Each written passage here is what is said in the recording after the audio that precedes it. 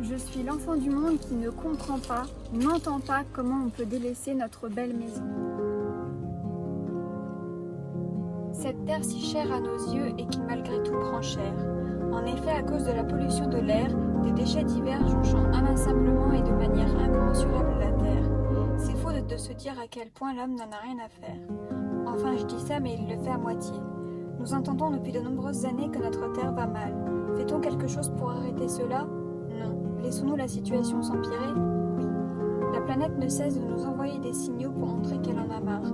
Réchauffement climatique, fonte de la banquise, sécheresse des nappes phréatiques, la biodiversité plus que bancale. J'en ai des choses à rajouter. Et pourtant, Dieu seul sait que nous gérons très mal l'écologie. Si chacun mettait un peu du sien, le monde ne serait vrai. Maintenant, parlons des inégalités. Le monde regorge de ces sombres choses qui fait que notre monde est en déséquilibre. Au niveau de l'argent, certains n'en ont même pas de quoi s'acheter à manger, se payer une voiture, ou même de quoi se loger, en d'autres termes se substanter. Il y a également des inégalités à travers le monde du travail. Les hommes sont en général payés plus que les femmes. Pourquoi ? Parce que l'homme est plus fort que la femme ? Nous ne devrions pas nous arrêter à ces préjugés.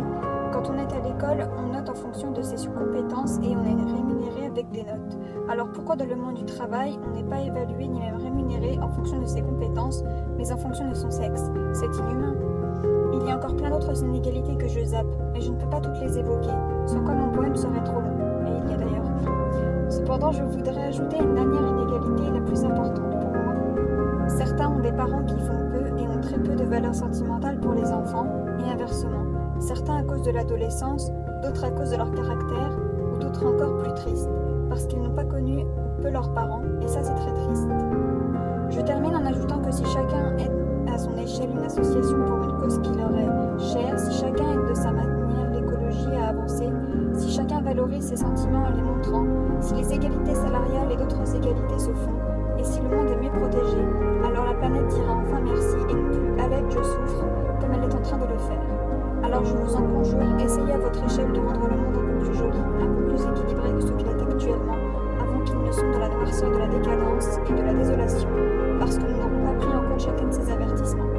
Tous ensemble, nous sommes des enfants du monde, et nous devons apprendre à le respecter et l'aider à retrouver son équilibre d'antan pour apporter plus de joie, plus de positif, et moins de crainte et de miséricorde dans nos vies. Chaque enfant du monde mérite bonheur et satisfaction auprès des siens, et non de la solitude et de la rancœur.